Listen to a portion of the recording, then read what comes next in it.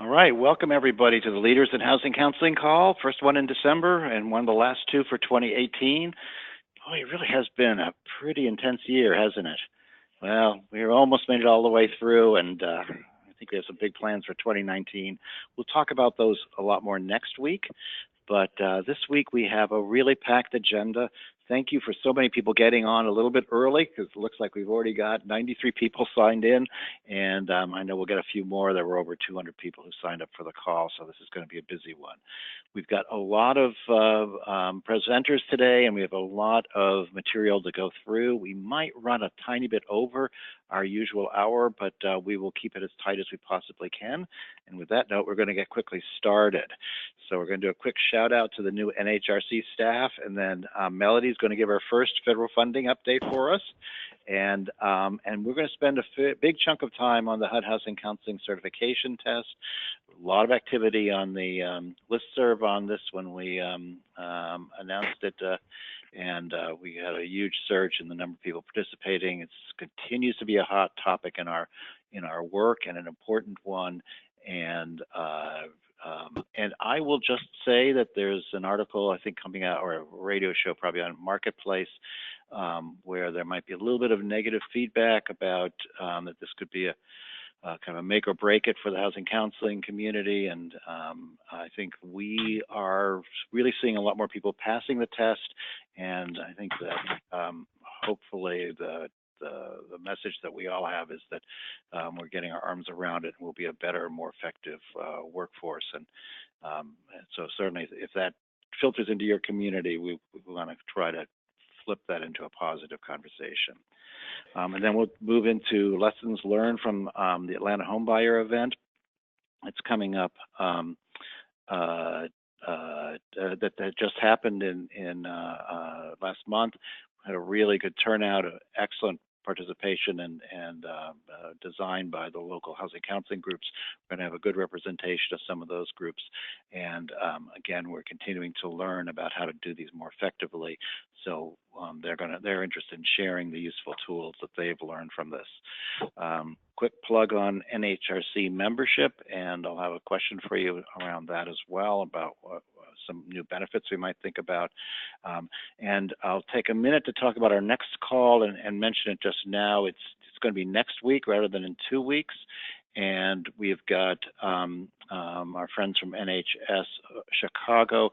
They're doing a really exciting competition about creating designing a house for the 21st century that's specific to Chicago, so a bungalow for the 21st century.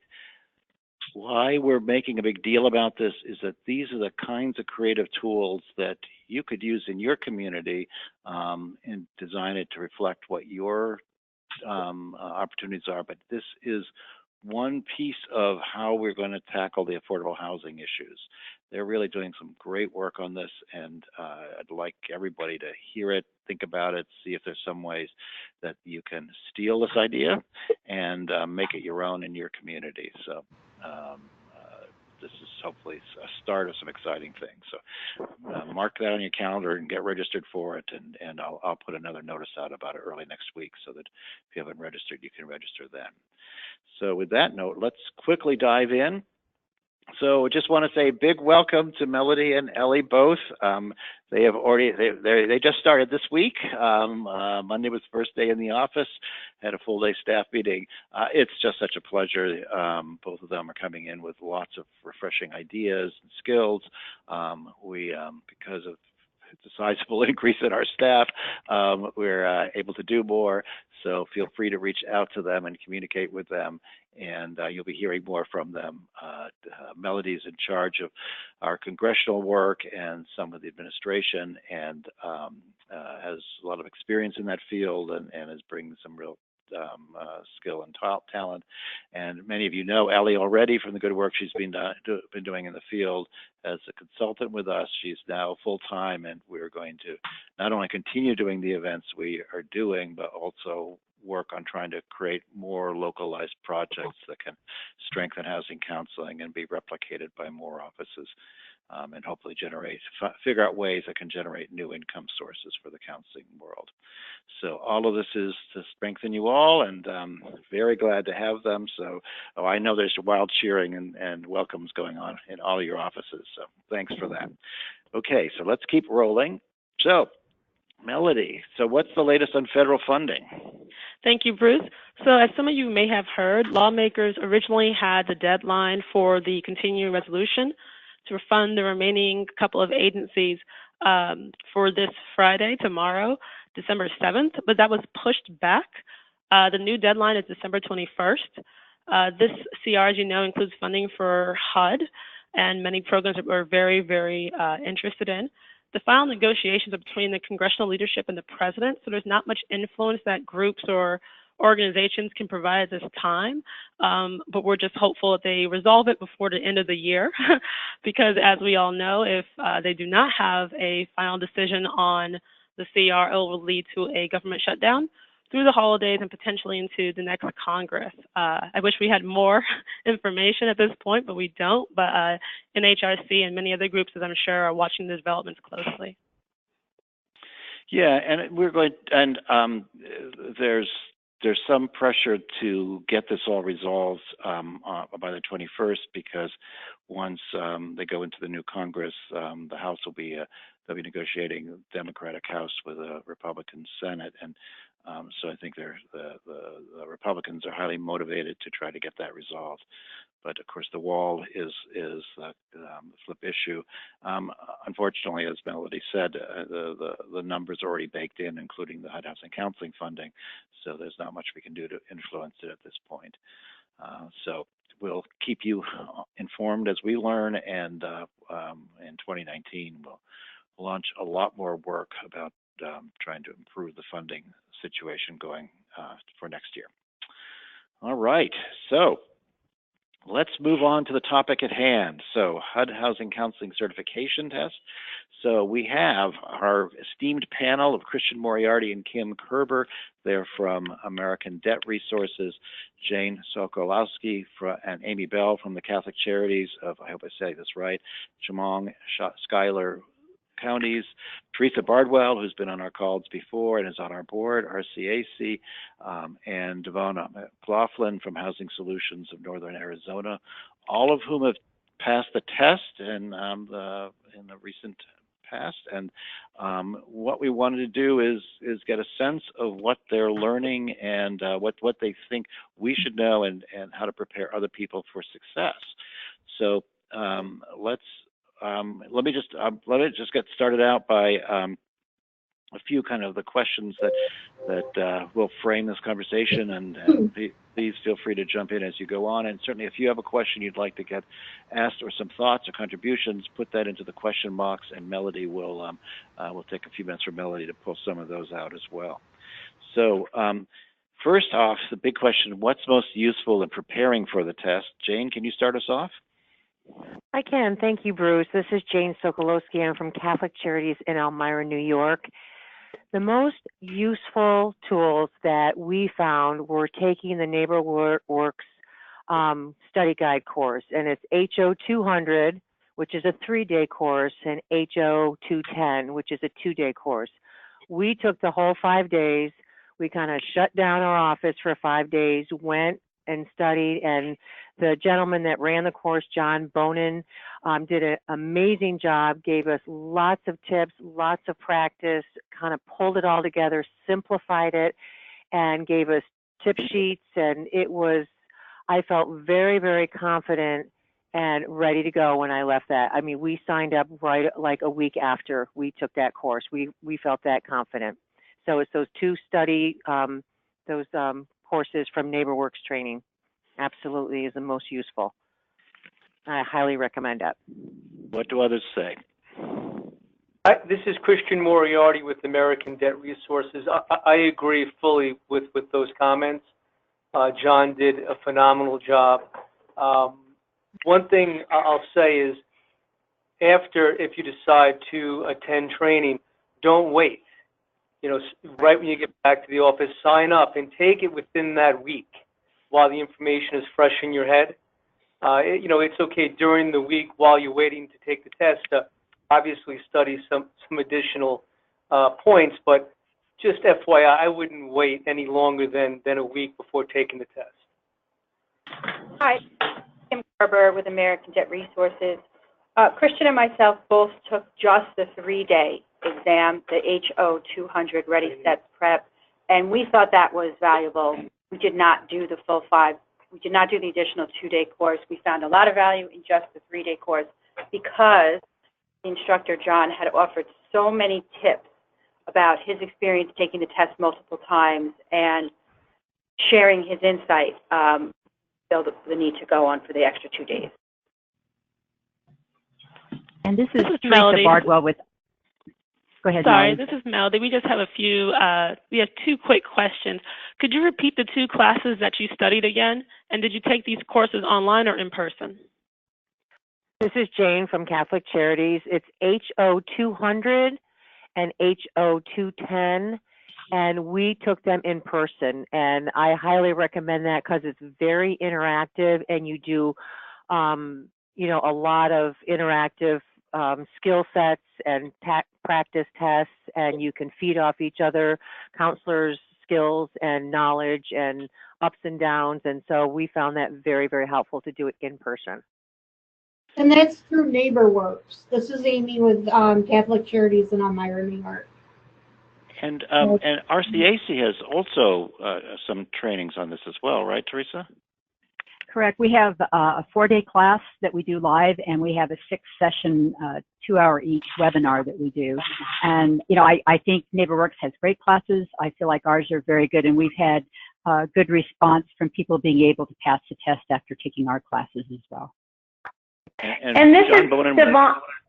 Sorry, this is Devon. I took the RCAC class, the 3-day class, and I felt like it prepared me for the test. And I just want to echo that.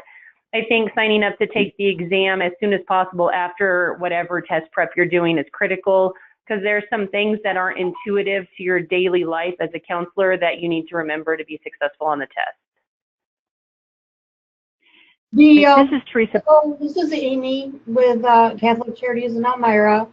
The HO 210, we did practice tests, and it was very helpful to go through the questions, and then we got to we got to grade them to see what we needed to work on and what we knew. So the 5 days, for Jane and I would say were very beneficial. This is Teresa Bardwell with RCAC, and I want to add in there that I think the other thing I found useful, as have others, is definitely read and do the full study guide. It's really important to know what HUD wants you to know, because sometimes in practice it's a bit different. So be sure that you're looking at the study guide and take the practice exam until you pass it. Even though we don't have answers to it, there's a key that will tell you whether you've passed a section. And so I think those 2 things are very helpful, whether you do them in class or on your own. Those are additional things you can do. This is Jane from Elmira. One tip that we did receive before we left is plan on taking it 2 times. Just go in there with the idea, okay, this is going to be a trial run, even though it costs money, but it took a little bit of the anxiety out of it. Like, okay, we're just going to go and see how we do. And we both ended up passing it the first time, but just to kind of take that pressure off us, thinking, okay, we're going to take this 2 times, and that's it. So that was helpful for us as well. Hi, this is Melody Emo. We have a few questions coming in. We have one from a Lux Baxley. Forgive me if I mispronounced that. But they said that it's hard for non-NeighborWorks organizations to get scholarships. What would you suggest for those organizations? This is Amy Bell. I would see if one of the banks that you work closely with, or we work closely with the city of Elmira. See if you can get a grant to pay for you to go to training, because it's going to benefit the, who you're working with in the community. So it's a win-win. This is Teresa Bardwell with RCAC, and we have a pretty robust scholarship program for our classes. And so we do offer tuition, lodging, and travel. So, we don't give travel to everyone, but we do have a pretty robust, particularly for agencies that are not NeighborWorks. Good, and there are NCRC and Windows US trainings as well on all of this. That's interesting, because I think the last time we had this discussion, there was a lot of emphasis on self-study guides and people teaming up in their offices. This time around, we seem to be really focusing a lot more on using professional trainers, and that's good to know. Let's move on here. So what was the actual test-taking experience like, and were there any surprises and things that caught you off guard? The actual test-taking, we did it Proctored, so we left our office and drove 90 minutes. While we drove, Jane and I, we had made flashcards, and we just talked through and reviewed the whole time. John Bonin, who was our instructor for the week, just recommended that we relax and just, clear our minds. Well, you got to know Jane and I to know that, we're kind of, I guess, high maintenance. And we just needed to go over it like one more time as we're driving. So when you proctor, you can't have anything with you in the test site. You sit at a computer. On the right, you have on the computer screen, you have a computer or a calculator, and you have like a little blank form, or it's all on the computer screen, where you can do your math and put it in the blank screen. I would, there's a couple points I want to say. Don't be scared. Don't stress out. We, like Jane said, we had come prepared with taking it twice. You need a 62% to pass.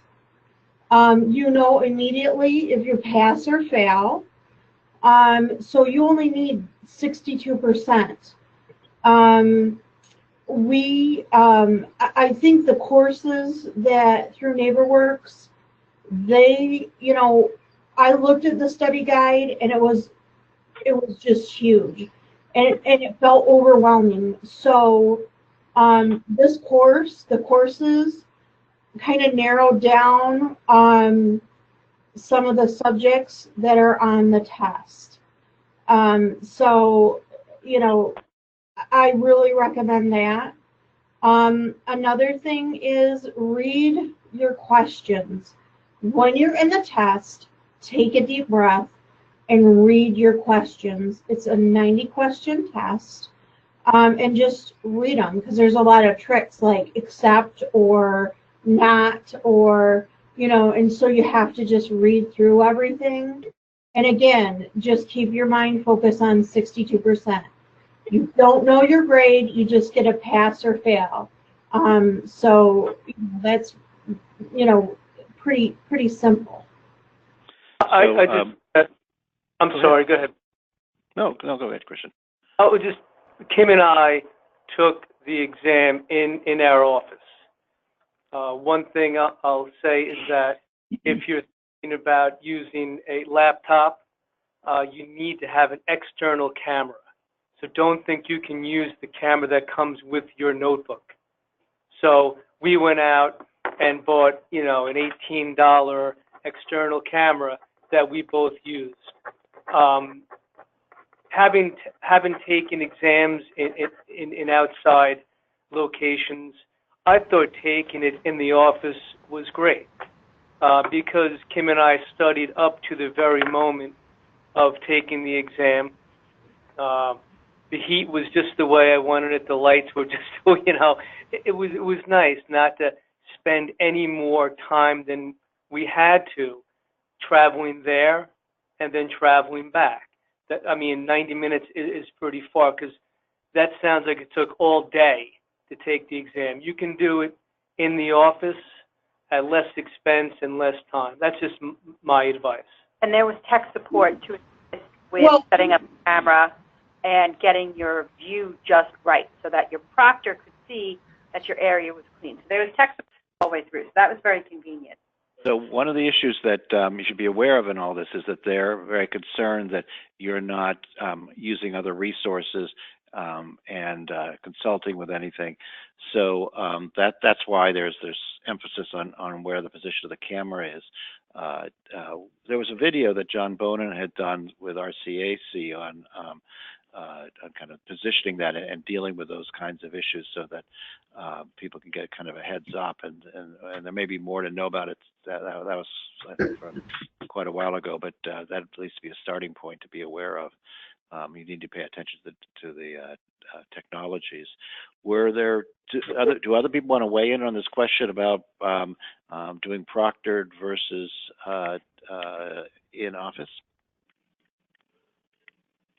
Well, this is Teresa Bardwell with RCAC, and I talked to quite a few people who had a lot of trouble getting their computer set up to work and getting kicked out and losing their $60 because it wasn't set up right. So, if you are going to do it in the office, I would say be sure you get everything set up ahead of time and you're ready to go. And as Christian said, it worked really well for them, so I'm glad to hear that. I did the proctored, and I allowed time for traffic because I'm in Denver, and got there a half hour. That gave me time to kind of get my mind in the game. So as Jane and Amy went through flashcards after I got to the building, then I went ahead and did a quick review of the stuff that I'd had a little bit of trouble with, and then went in, and I found everything to work really smoothly with the proctor I went to.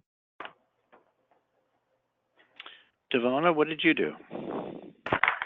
I went to a proctor as well, and honestly, for us, it was a over 2-hour drive to get to the proctor because we're in Flagstaff, which is about 2 hours from Phoenix, our closest place.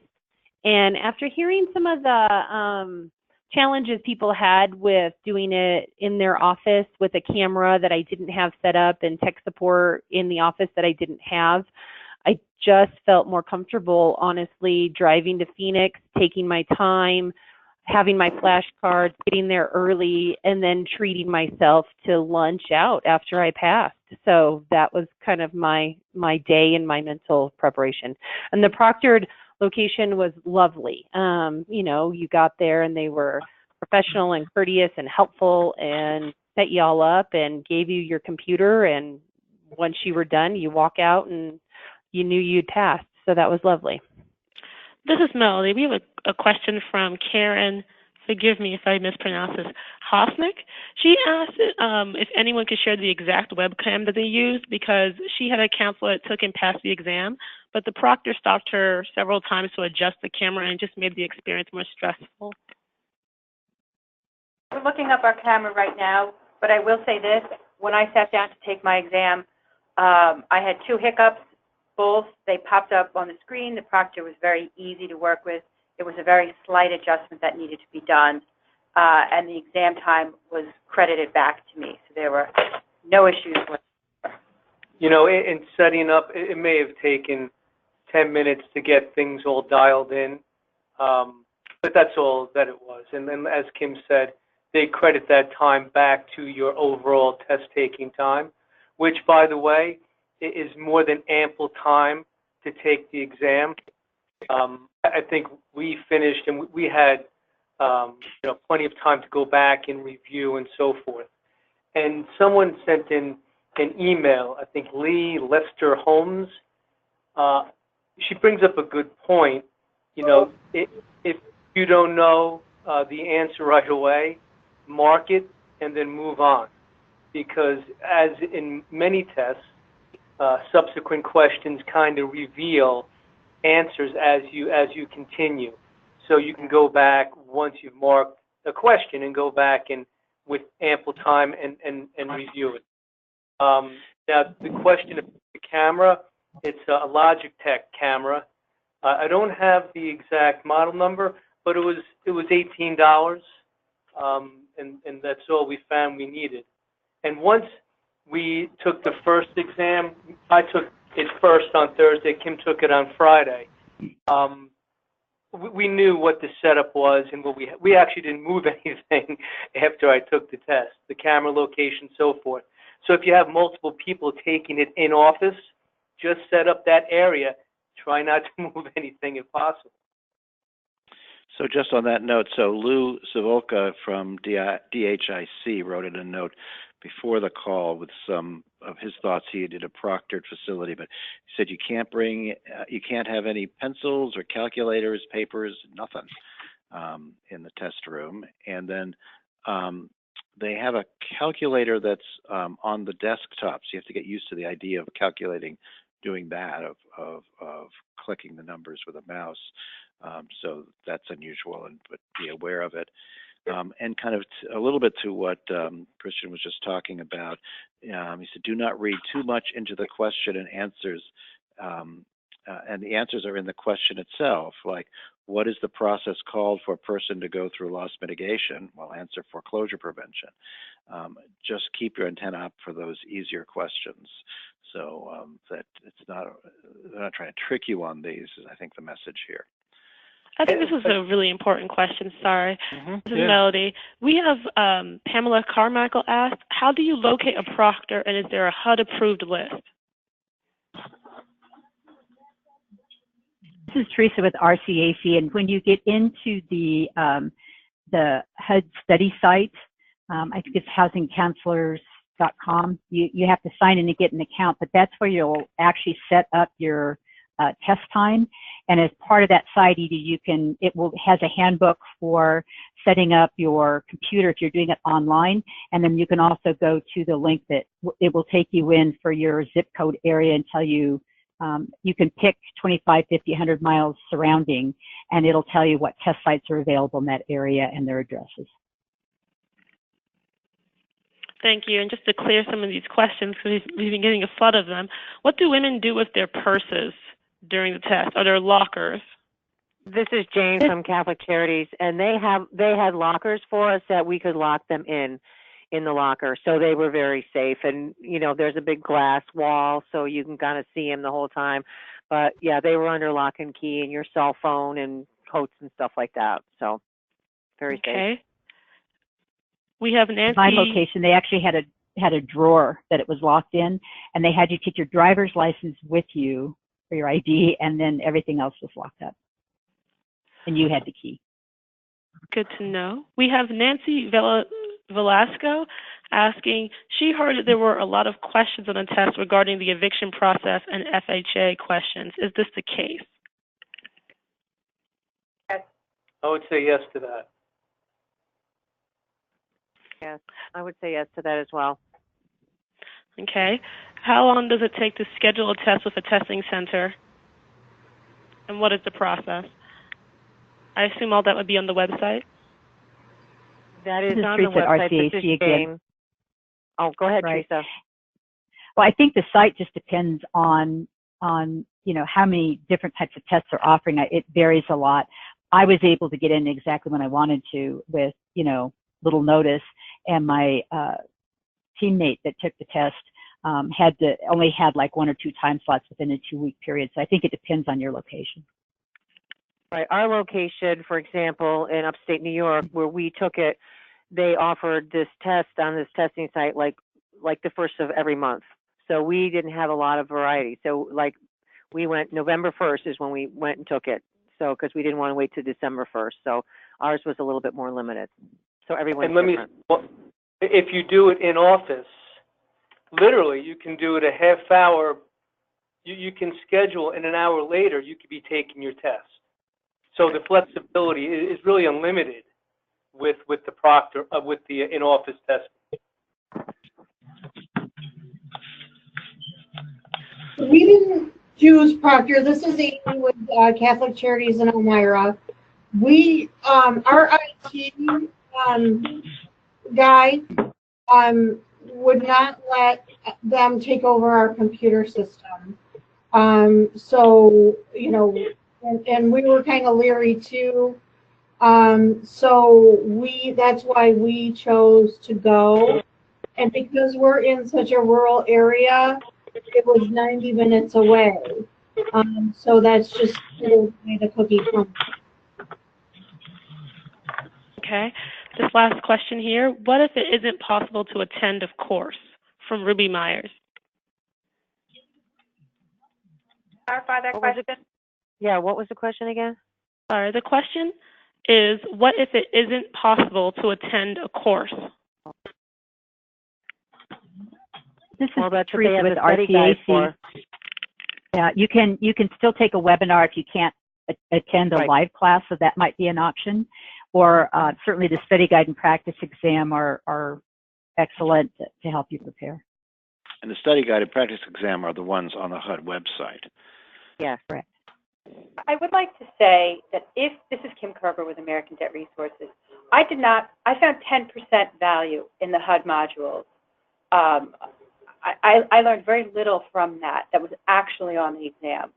I found a big gap in knowledge there. I took the most benefit from the Ready, Set, Prep course, and I would urge anybody to find a way to take that just so you can get this exam over and done with and behind you.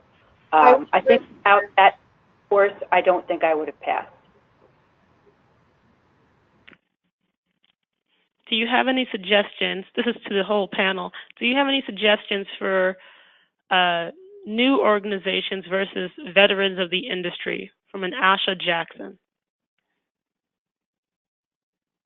So this is Jane from Catholic Charities, and I'll talk about the veterans in the housing counseling profession. I've been doing this for 22 years, and so I have pretty much a basic knowledge of all the modules, but there's some areas that we don't really work in, like rental, counseling, but we do because we work with first-time homebuyers. So we have the basic knowledge, but by taking that course, I felt confident from the years of information and practice that I've had with working with clients to take the test. To be honest with all of you on the call, I never looked at a study guide.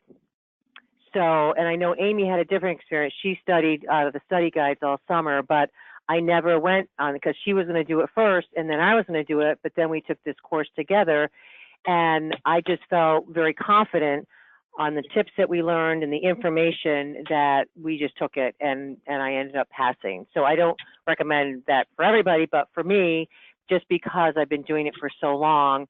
But for the new folks, I know some of the new folks that were in our class, they were pretty overwhelmed with the information. So the more studying you get, I'd recommend that. I'd recommend both, I guess.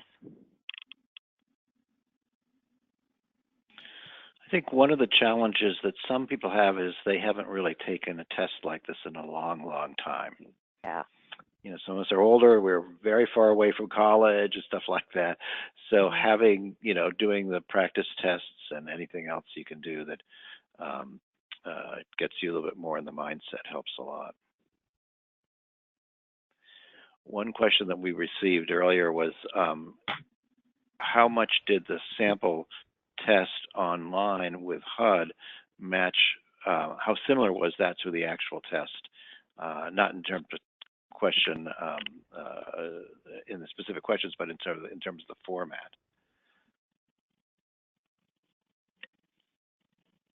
This is Teresa with RCAC. I think there was some similarity. I think if you think of an SAT test, that is kind of how I would prepare for the certification exam. You sometimes have to kind of, I think somebody said earlier, don't overthink the question, but tear apart the pieces that you need because there's sometimes multiple questions you'll need to use. So they may have extra information you may need to throw out. You don't really need it, so just ignore that. But it's being able to kind of pick apart and see what pieces you need and then solve for whatever the answer is. So I agree. Something, remember that in many cases, it's the best answer, not always the only right answer, right? So you really have to process, of elimination in a sense.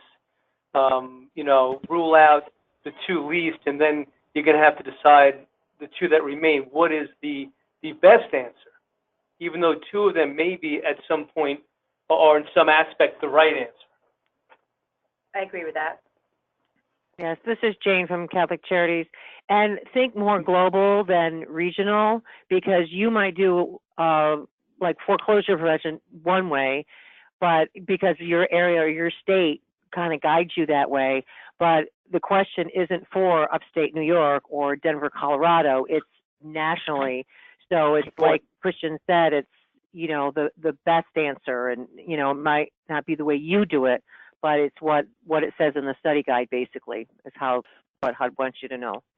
Yeah, and I think I would just kind of underline that particular point. I think John Bonin has said that people have told me that John has said this repeatedly, that it's not what you do locally, it's what HUD wants you to answer on that question. So that's why the materials that HUD has are important. And John mentioned one other thing. He goes, the first 10 questions are the most difficult. Yes. So don't rattle, because that was true. I mean, the first questions, I was scratching my head. I'm like, wow, if this is what the test, the whole 20 questions is, okay. But it got easier with as you went up in the number of questions. Lou Savolka, the one I quoted on earlier, had that same point. Be prepared for the first 10 to 15 questions to, it's basically saying it's more difficult. And then it's okay to move on, do the rest of it, and then come back to them. And he thought that was easier for him. So that's interesting. This is Teresa with RCAC, and I think most of us have used that process where you just go through and answer all the questions you can answer. And I found out that was certainly 2/3 of them. And then when I went back the second time, they were much easier because you relaxed a little bit. I really only wound up with 2 or 3 questions I had to really think and had trouble with. And I completed the test, having gone back through it a couple times, in 65 minutes. So 2 hours is plenty of time. If people are stressing about the time limits, don't worry about it. You'll have plenty of time. Yeah, we've heard that from several people. So are there any quick closing thoughts? We're going to need to move on here. Just have one last question. Okay. Which is the hardest part, the math questions or the first 10 to 15 questions? I got that from a Donna Lee Brooks. Forgive me if I'm not entirely clear on the question, but she's asking which is the hardest part of the test. The math questions do not get really deep in detail like we might with our clients one-on-one. They're general math and calculation, so they don't go down too many layers because you don't have space to write down stuff. You've got a little whiteboard, but so I was a little concerned about the math and the trickiness of the math, but really they were pretty basic. That's what I found. And the questions that were kind of tripping me up, I just save for later. I just pushed the save for later button. And like Teresa said, I went back, I was more relaxed, and I got right through them. Working on that relaxation technique. Yeah. Go ahead, I'm sorry. This is Kim Kerber with American. I would like to say I had one question that I was actually impressed about how math was. And I'm not saying this to try to scare people, but I had to calculate front end and back end on 3 people, and then let's say pick a loan product. So you could see the level of knowledge that was involved with that, but it's all in the study materials. But I was actually impressed with that question because I thought it was adequately difficult, but yet proved you knew what you were talking about. So I just wanted to put that out there, that the math was not hard, but it was definitely on the test. And I thought that the hardest part of the test was to practice areas that I don't do every day. So that's what I would spend your time on. So if you know, for example, you don't do a lot of work in tenancy, or you're not strong in financial management, or 4 C's of credit get you down, that's what I would focus my efforts on. Was there a fair amount of fair housing stuff on there? A fair amount of what? Mine had quite a bit of fair housing. Yes. Oh, yes. Yes. Yes. Fair housing, yes. And this is Teresa. I think, memorize the math formulas because you will need them.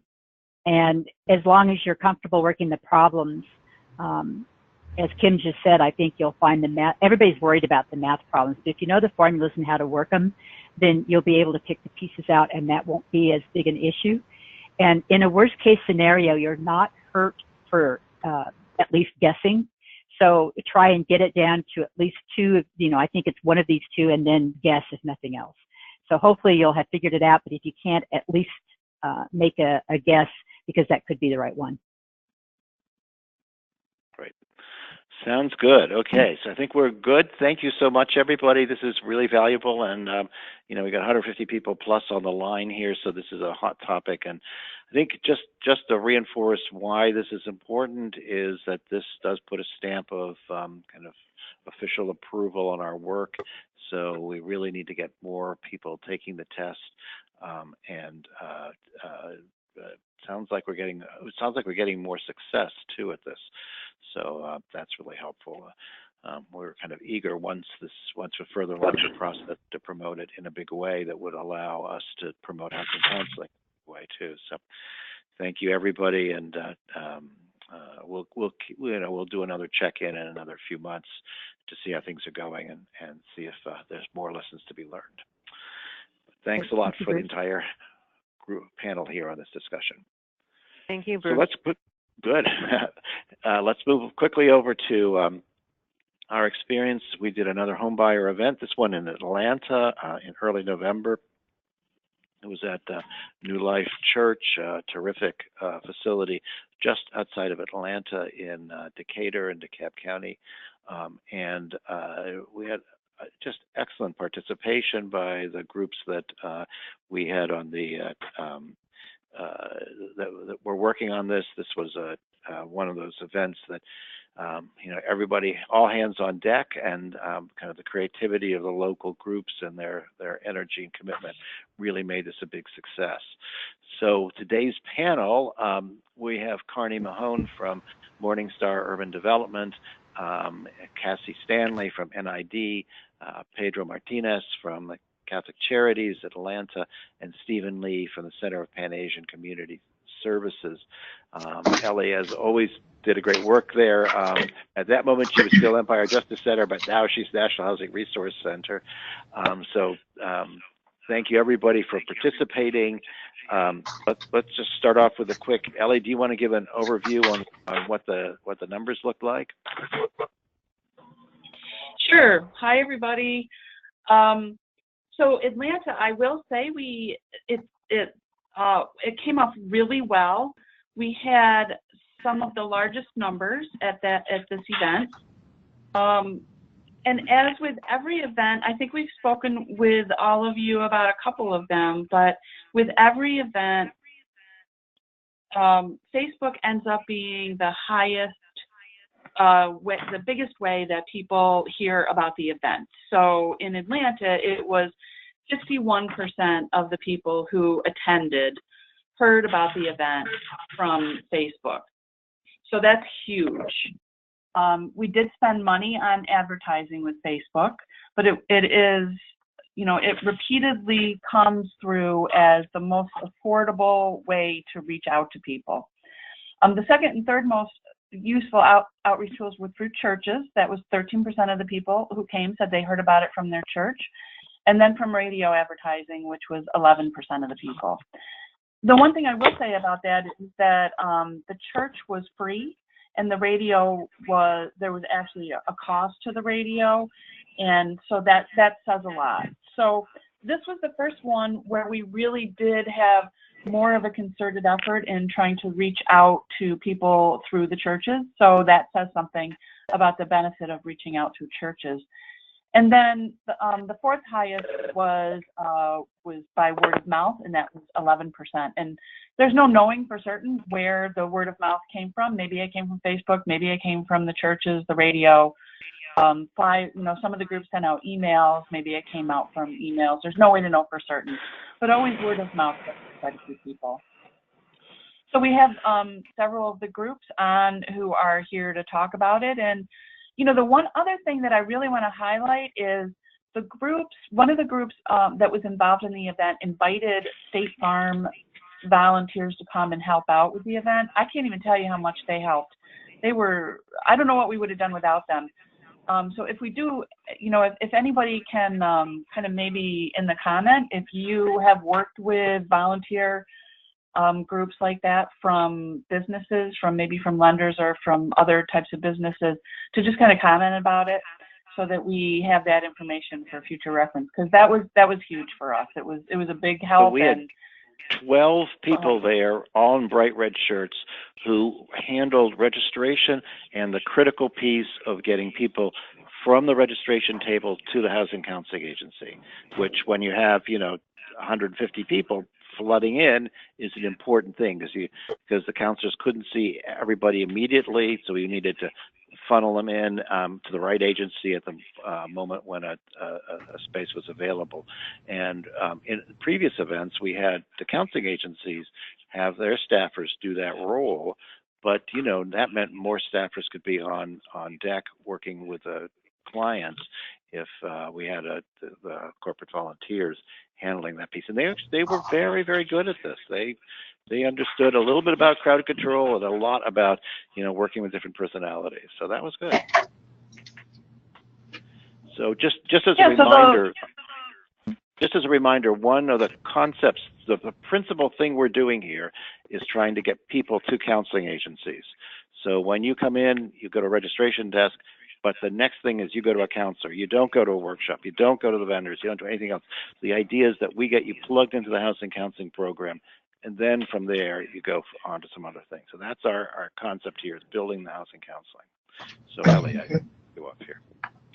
And I'll say, to be clear, we do pre-registration for these events, and the large majority, and when I say large majority, I mean 97 to 98% of the people who register are people who have not heard about housing counseling before. So we are really reaching people that we don't normally reach, right? And getting them into these events and getting the word out about the best kept secret, as we are often saying.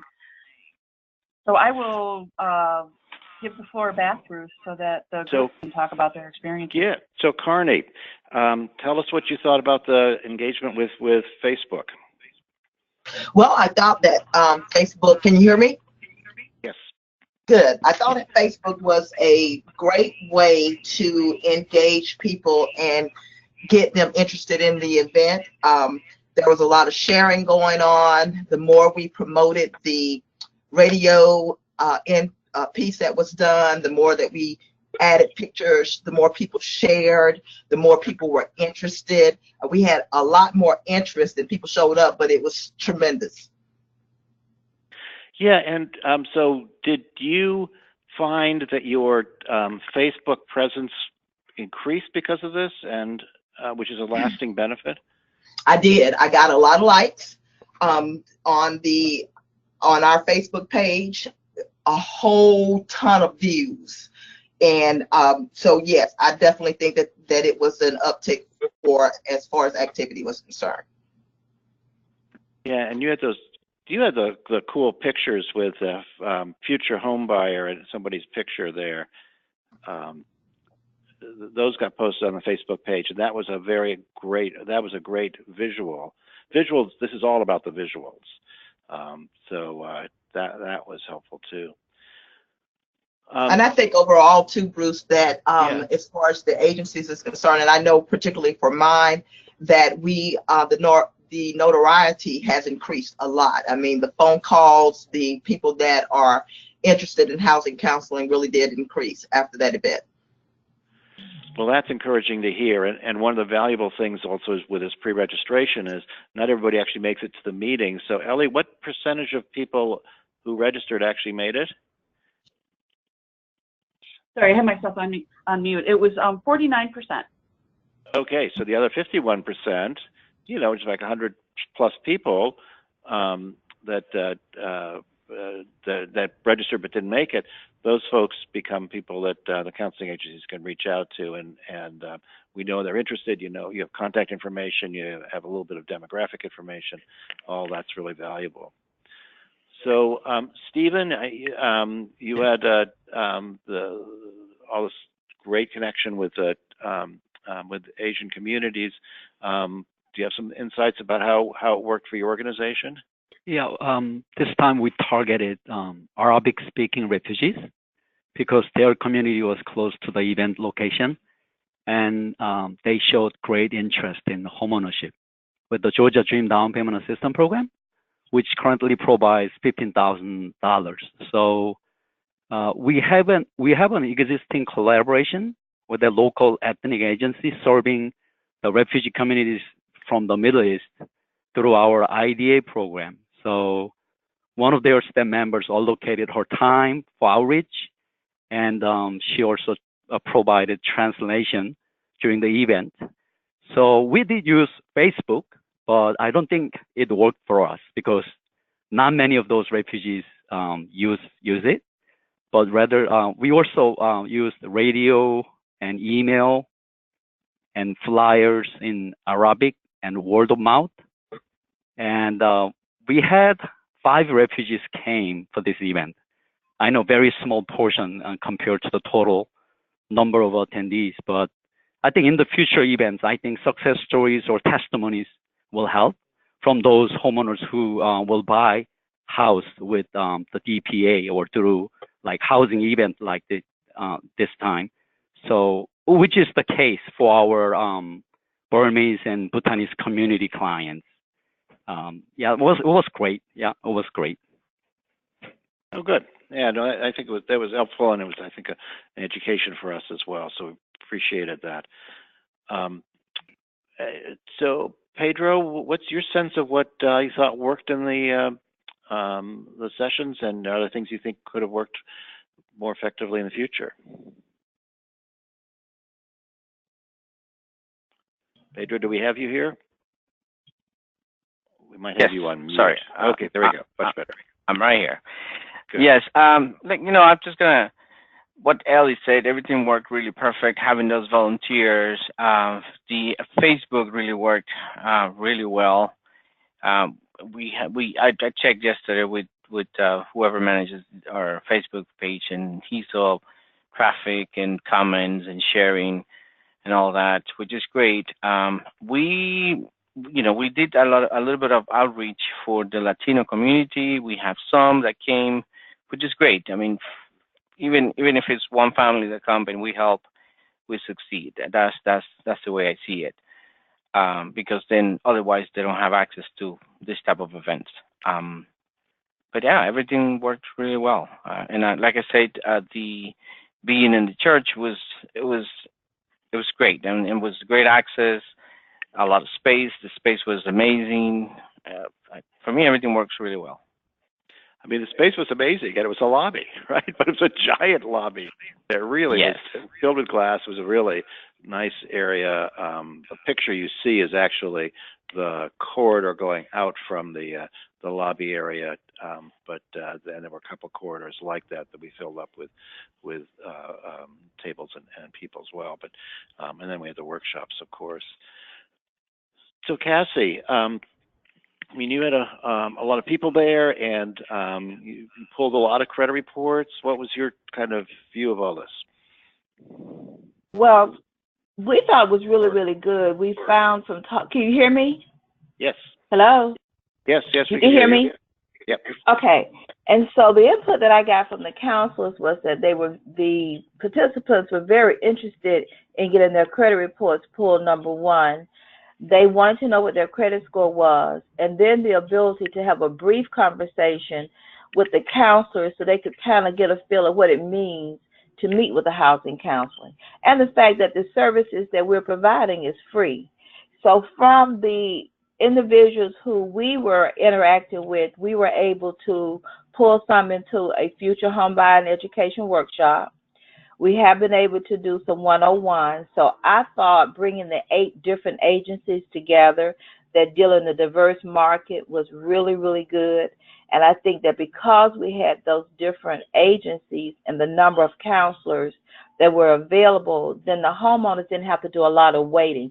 The future homeowners they didn't have to wait a long time to get their services. And everybody thought it was a professional atmosphere, and the fact that you see the counselors before you can see the vendors, before you can go to a class, was the major selling point to me.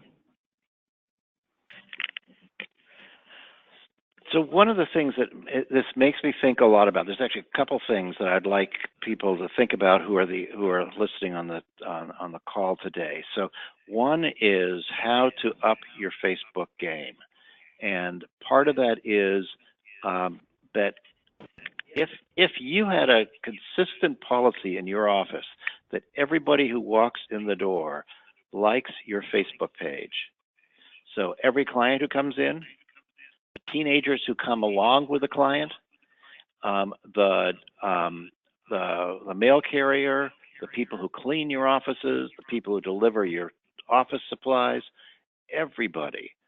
So the idea is what you're doing is you're creating these, your information is getting into their friend circle. And that's kind of how Facebook's, it's the social part of the social media, how it kind of waves out, so that word of mouth is one of the it's probably number 5 on the list there, but it's always in the top half dozen. And I suspect that part of that is because of the people hearing about it through the Facebook and said, I heard about it, and telling their kids about it, or telling their neighbor, or whatever it is. Those kind of things, we need to consistently have a campaign on Facebook. But here's number 2 and 3 is, Ellie and I have talked about this some, and we've hardly done anything with it, but people talk to us about, well, are you on Instagram and are you on Twitter?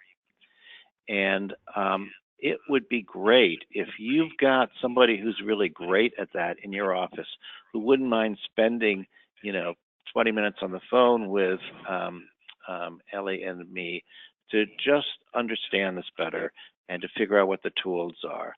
I was looking at a recent NACA event that happened here in Philadelphia, where they have not hundreds but several thousand people come to these events, and it's interesting. They have a very active Twitter feed, and they have a very active Instagram presence. It looked like it, at least, and it was very visual. Lots of pictures built around that. But I'm very interested in that. So if you've got an expert, please shoot me an email or shoot an email to Ellie, and we'd be very interested in talking to them for a little bit, so that our next event's coming up in Phoenix, and that's I think we're going to try to increase the work we do in churches, and try to figure out if there's some more things we can do. We want to continue refining Facebook, but increase our use of other media. Any other insights about? So has anybody got anything to say about how we did the outreach with the churches? Is that you, Carney? Cassie? Can't remember. How did we do the outreach with the churches? Yes, yeah. I felt that they have a more confidence in knowing that, I did a lot through our church. I attend a large mega church, and so we did a lot of flyers that we passed out to the churches. But I think having it with the churches, you get a larger audience, because most of the people in the church want to buy. They have faith in their ministers, and so they're more apt to attend some of the events, especially when they're saying we need to increase our home ownership rate, and we're doing our marketing. We did some flyers, we did some Facebook, and we did a lot of Eventbrite advertising. And we also partnered with our local boards, and who partnered with the real estate professionals. So you still reach the church entity altogether. But I think that faith-based is our key. And so so what happens? You call up the minister, you call up the deacon. How do you get into the church? You deal with the ministers. We have a ministers alliance here. And so you get to meet with the ministers and the board, and then they allow you to come in and talk to the congregation about the services that you provide. And most of them are very, very open to allowing you to come there and do the workshops on site. So we found dealing with that faith-based clergy is working for us. And I'm back in the day when I used to be a community organizer, what we would do is try to get the church to put the information either in their bulletin or slip the flyer in the bulletin, so that, or they have the ushers pass it out separately. So one of those three things, that was the goal, and try to not have it be a stack put by the entrance, because hardly anybody picked them up. But if people were sitting in and they had the flyer in their lap, then that was the highest hit. So does that still ring true today, Also, or do you have different techniques? Well, Bruce, you know, and also having it announced. We found that having that announcement, or like we have the little monthly brochures, and so in that brochure may be about the activity, but having it announced, we found was more positive for us across the pulpit. Okay.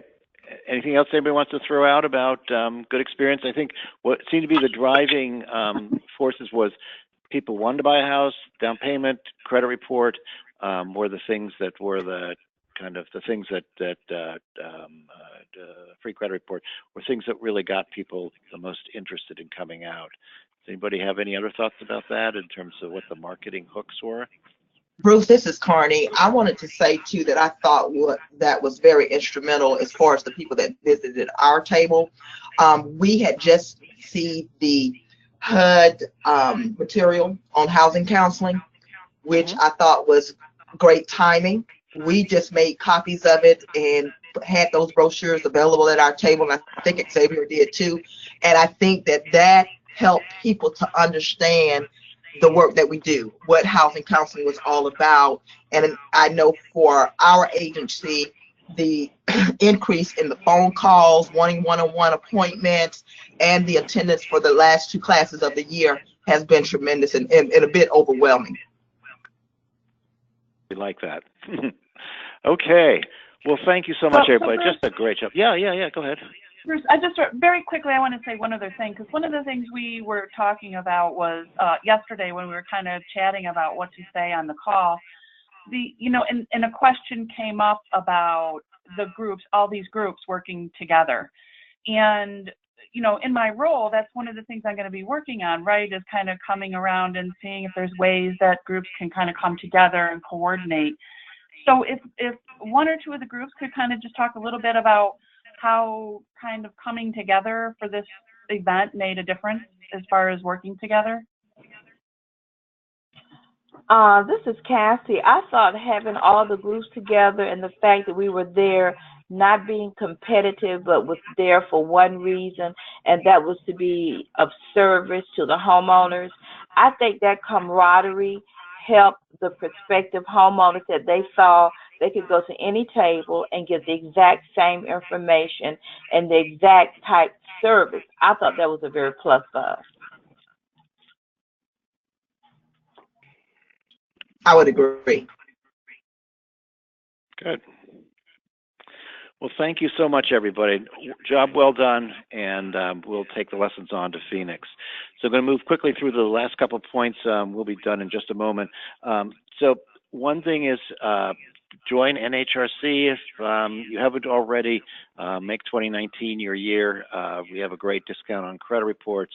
I'm interested if people think it would be worth our time to explore getting discounts for insurance coverage. And we're talking with a national insurance brokerage, a nonprofit insurance brokerage that's interested in providing coverage to many organizations as a membership benefit for us. And so it would be, you would pick and choose, but you could have the full coverage. So not just office liability, but directors and officers, and car insurance if you need it, all those sorts of things. So it would be could be a broad range of services, and we are thinking about whether that's worth it, and whether there'd be interest in groups. So let me know about that. But again, NHRC exists really to strengthen the housing counseling community, and you all are doing amazing work, and we want to support it and build it. Having membership dues, frankly, gives us some independence in our ability to do what we do, and that's valuable, and I think it's a vote of confidence that we've really appreciated. This year is a record year for us in terms of new members and bringing in membership dues. So really appreciate everything everybody's done in 2018. And if you haven't joined yet, 2019, please do it. Build us into your budget. And if you're a member and you haven't renewed, squeeze it in before the end of the year. That's really helpful for our accounting and books. All right, so here's the other interesting thing. So next week, we're not going to wait for 2 weeks. We're just going to, the next one's going to be on the 13th. And we've got NHS Chicago.